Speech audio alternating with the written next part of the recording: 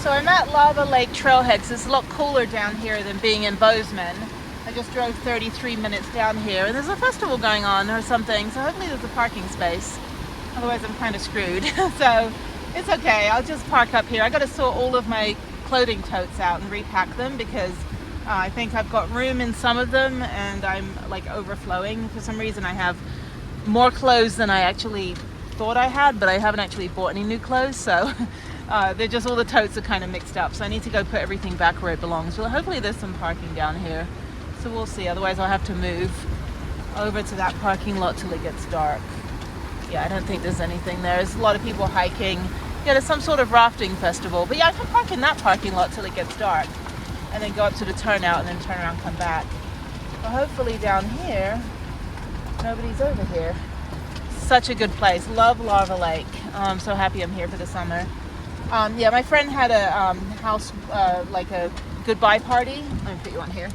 My friend had a goodbye party for one of his friends that's moving, but then his like ex-wife was going to be there, so I was like, I'll just go. I'll come back next Wednesday. So yeah, I'll come back before I leave. I'm going to ride for 5 days, and I'll be back here when I'm ready to drop the bikes off. So yeah, that's kind of the plan. There's a lot of people bouldering. That's interesting. So I'm just going to park back here, right in this spot here. Not my usual spot. I'm usually kind of in the corner, but people have like bouldering pads like over there and right there. So I guess they're bouldering. So this guy just looks at me. I'm sorry. Yeah. So it was a bit of an emotional day today. Guy's looking at me. Sorry, dude. No, it's been an emotional day. My friend went through a lot of life changes about 3.5 years ago, and I went through, my stuff with Jeff, and I think that's, it's not a connection I actually want to have with people. I mean, I'm okay with the connection. I just don't want people to ever have to go through that stuff, if that makes sense. It's kind of like with my nonprofit. Like, I want to help people that are injured and they want to like get back into their sports once they've healed from their injuries or their trauma, like they're carrying trauma, they want to get back into outdoor adventure. But I don't want to increase my customer base by encouraging people to have injuries and trauma, like, if that makes sense. But if you do, we will help you. But yeah, for the first time in 6 months, I didn't really know everything until we talked on the phone a couple weeks ago when I got out here, and I didn't know everything, and my heart breaks. It's just, I can't imagine what it would be like to go through what he went through. But we find healing in nature and music and hanging out and laughing and stupid jokes, and to have a friend like that. And I was just thinking, like, I spent 2 years when Jeff was in the hospital cultivating my friendships, creating amazing, beautiful friendships in the van world, and in my personal world, and getting rid of people that were just kind of the virtue signalers. There's a girl right there. I don't know what she's doing. But anyway, I basically spent my whole, the whole 2 years, like, redefining what it means for someone to be like a friend of mine. Like, what is it that I need? What can I give back to them? Rather than just having them be friends because we went to school or because we worked together. Like, where's the substance? And so what I came to the conclusion of is that what's really important is that, like, to have just, I have dozens and dozens of wonderful platonic guy friends in the van life, wonderful girlfriends in the van life, some good civilian friends that don't do van life, that are of the right mind to, like, not tell me like, oh, everything happens for a reason, and virtue signaling bullshit, and he's in a better place, and thoughts and prayers. Like, those aren't the people I want to be friends with. Like, that you tell me all the wrong things all the time. Tell me it sucks. Ask me what I need. Don't just be telling me what makes you feel comfortable. So with that said, in the last 6 months, when Jeff died, and then I was at Schoolie-Palooza, like, I went in the teepee and everyone's kind of shooting the shit and talking and stuff. And about, maybe 2 or 3 hours in of being in the teepee, maybe as the smoke got to my head, I don't know, but I said, we had a bonfire, and I said, I lost my partner yesterday. And everybody said the right thing of, you know, what do you need? We're here for you. You're in the teepee. This is the place you need to be.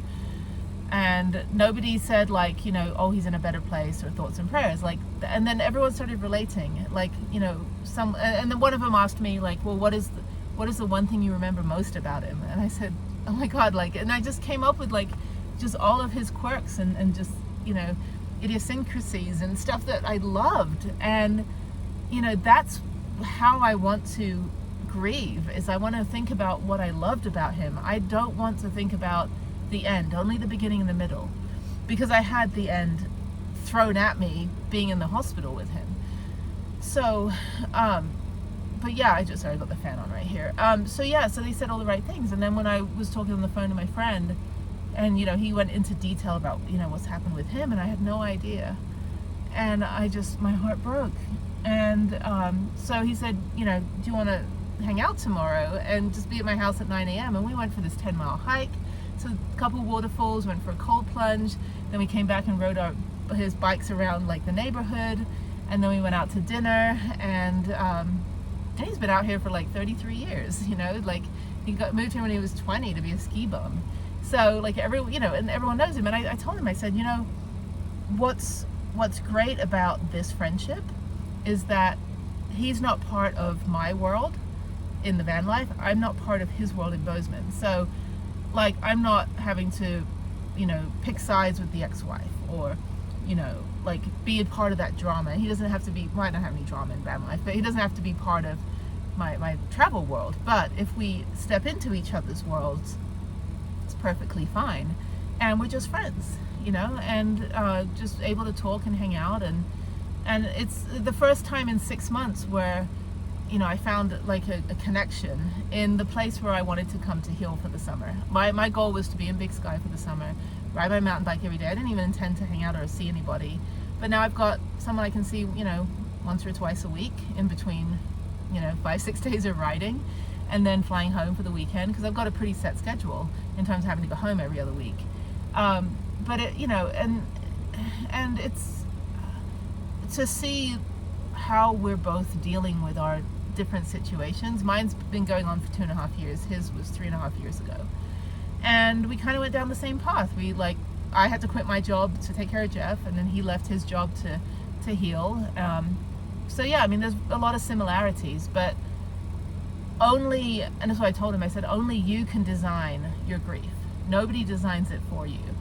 And when Tim died in 2009, you know, I was working for this advertising agency for Honda, and everybody was like, oh, let's go out and get you drunk, or let's set you up with this widow friend, or you just got to get back out there. It's like a minute after he died. I'm like, all I did was go back to work Monday morning. I couldn't even go to the funeral. I couldn't even get on the plane. I was so upset. I was so distressed and distraught and like immeasurable sorrow. And I'd been crying so much that afternoon after I found out that I couldn't even open my eyes or put my contacts in or wear my glasses. I went to the airport with my friend, and I just said, take me home. And then our other friend recorded the funeral. It's still on YouTube. It's kind of weird to watch it. Like, I watch it once a year because it's got pictures of us in it and stuff. And but yeah, it was 2009. I was 31 years old, and I didn't know what I was going to do. So I ended up going back to work Monday morning, and I sat in my cubicle at this advertising agency in Santa Monica, the most unforgiving place whatsoever. Like, cutthroat, like strong personalities, like we don't give a shit about your life.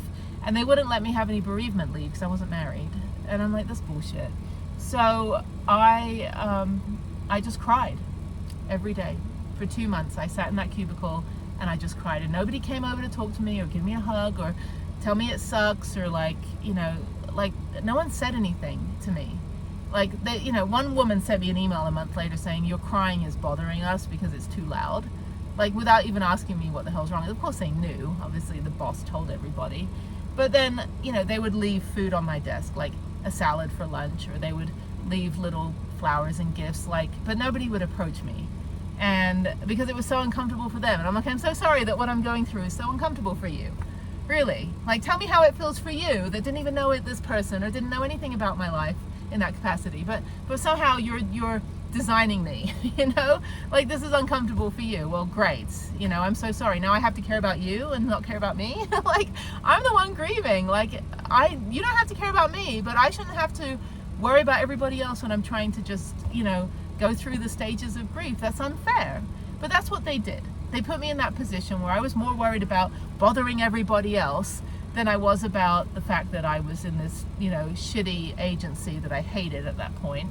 And all I wanted to do was just quit and go hike up Temescal Canyon every day. And then Temescal Canyon burned down in January. And it was heartbreaking because that was my one place I went every day. I quit that job. Every day I hiked for like 2 months. Every single morning I hiked up and ran down. And when it burned down in the Palisades fire, I was like, that was my healing place. But now there's other healing places. So Montana's been amazing. It's beautiful weather. There's no bugs yet. I don't know, might be bugs later. But I was here in August last year, and now I'm here in June. And it's beautiful. And everyone's just, you know, all about being outdoors. And I'm riding my mountain bike every day, and it's great. I'm bruised completely all over my legs. I mean, my legs are just, I look like I got run over by a bulldozer. And my friend was like, what happened to your legs? I'm like, shut up. Like, this is me. This is Jenny in the summer when I'm mountain biking. No bruise on my arms, I have all the padding, but my legs, I crashed the other day, so my legs get beat up.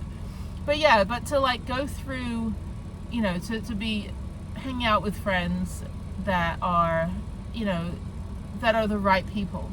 And, you know, sometimes even family is the wrong people when it comes to grief. Like, you know, and they're like, oh, just stop crying. Like, you're just, you know, all you do is cry all day. It's like, I don't cry all day. I have, there's a couple minutes of each day where I get choked up now because I just think about something. Like on the drive down, I was getting choked up thinking about everything. But, you know, I was talking to my friend, I said, the one thing that we should never do, and this is this morning, we were having breakfast and eating pancakes. And I said, the one thing neither of us should ever do is push away anyone good. And like, you know, I'm not looking to fall in love with someone, like definitely not. I mean, my heart is shattered into 11,000 trillion pieces that, you know, it's a shit ton of Gorilla Glue to get my heart back together. It is nobody's job to try to stick my heart back together. People think it is, you know, that's why they interfere and they want to set you up and think that they're the solution. But it is not their job to glue my heart back together. It is my job. And the glue that I'm using is being outdoors, being in Montana, being outside of Houston, being around good people. And I told my friend too, I said, you know, you have to design your healing and you have to define your grief. And, you know, I spent 4 months in Vegas. I only went out to dinner one time with my friend and then went to a concert for the Grateful Dead with another friend. And then I stayed at my other friend's house for like 3 days. But 4 months in Vegas, I didn't even see my brother. You know, my whole thing was I just wanted to be in the desert and, you know, be in the Red Rock Canyon and be up in the mountains when it was cold in both places. And I designed my healing and I defined my grief.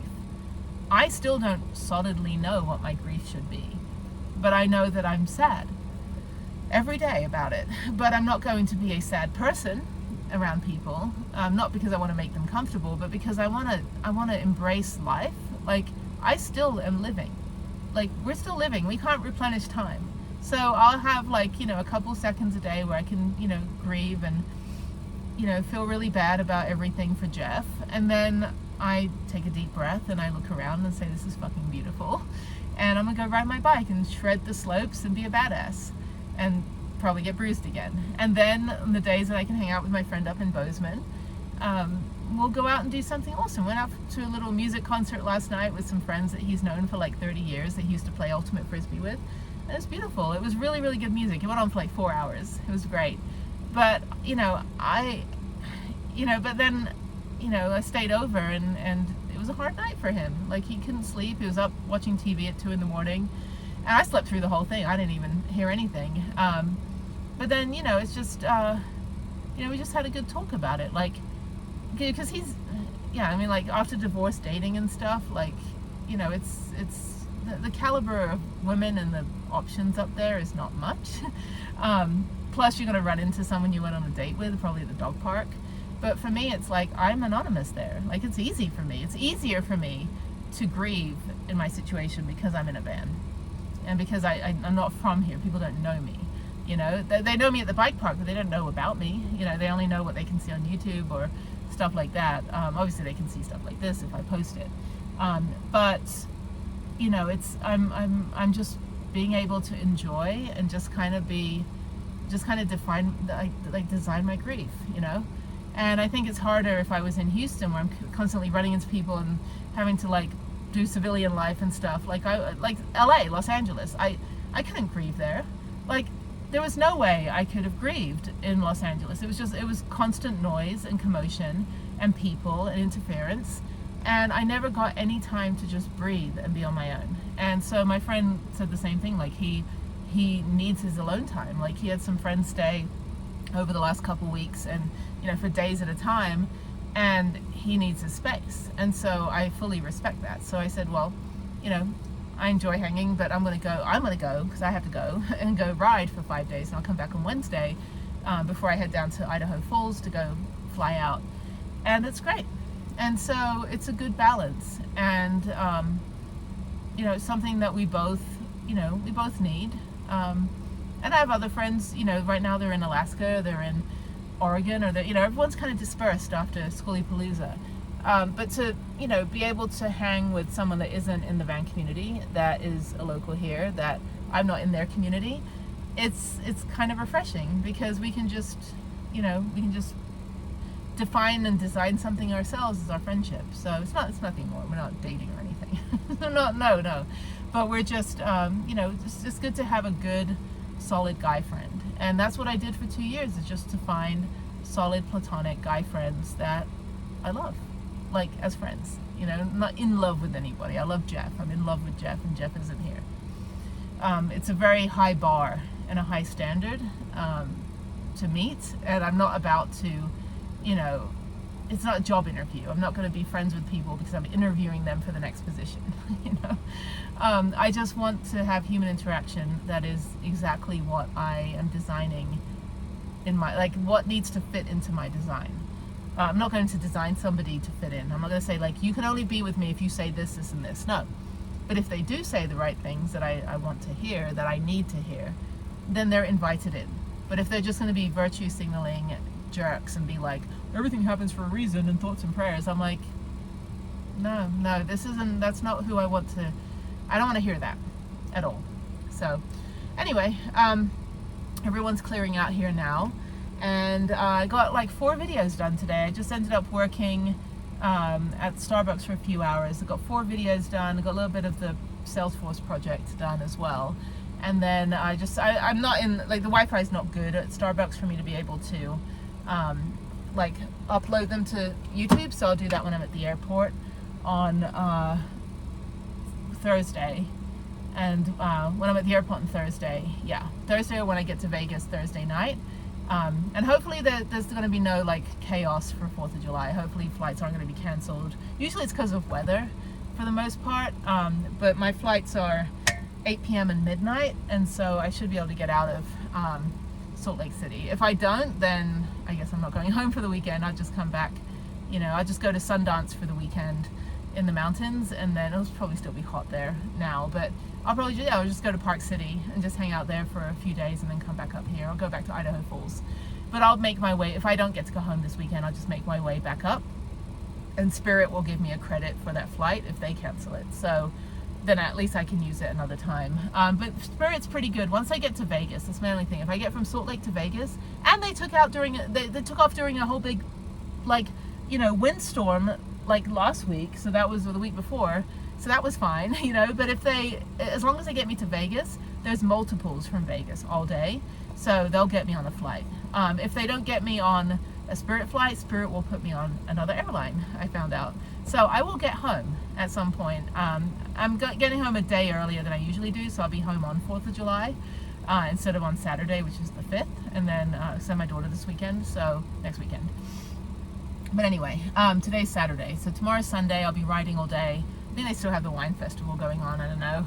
But I'll get there super early tomorrow morning. It's only 6:45, it's still bright outside.